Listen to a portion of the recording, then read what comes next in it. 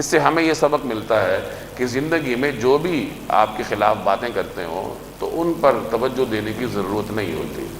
دنیا میں آپ جب بھی کوئی کام کریں گے تو 10 لوگ آپ کی ٹانگ کھینچیں گے، ایک آدمی آپ کے ساتھ تعاون کرے گا، 10 لوگ آپ کے خلاف ہو جائیں گے، اور یہ سب کے ساتھ ہوتا ہے، چاہے مرد ہوں عورتیں ہوں، ہر جگہ ہر انسان کے مخالفین ہوتے ہیں۔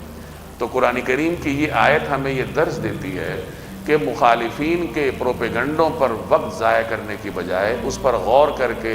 اپنا دل جلانے، توانائیاں ضائع کرنے کی بجائے اللہ پر توکل کر کے اپنے کام پر فوکس رکھنا چاہیے۔ آپ ایک کام کر رہے ہیں، لوگ حاسدین ہیں، حسد کرتے ہیں، آپ کے خلاف پروپیگنڈے کرتے ہیں، اب اگر آپ ان پروپیگنڈوں کا جواب دینا شروع ہو جائیں، اس پہ غور کرنا شروع ہو جائیں کہ یہ کیوں میرے خلاف ہیں، یہ کیوں ایسی باتیں کر رہے ہیں، اور لوگوں کو مطمئن کرنا شروع ہو جائیں، تو اپنے کام سے آپ ہٹ جائیں گے، کام آپ نہیں کر پائیں گے، اور انسان کو آپ مطمئن بھی نہیں کر سکتے۔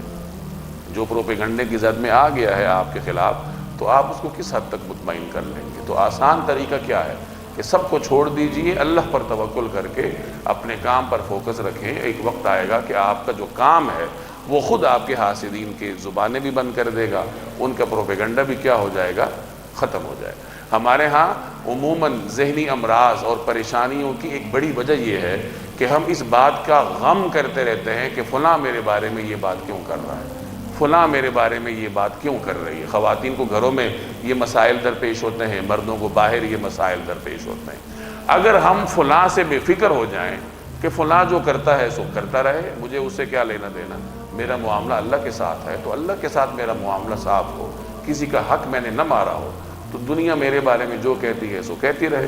میں حاسدین کے پیچھے نہ جاؤں، میں ان کی باتوں کو توجہ نہ دوں، کیا کروں؟ اللہ تبارک و تعالی پر توکل رکھوں۔ تو یہ طرز عمل ایک مومن کو بہت سارے ذہنی امراض سے، پریشانیوں سے، غموم سے بچا لیتا ہے، اور ترقی کے راستے پہ اس کو گامزن کرتا ہے۔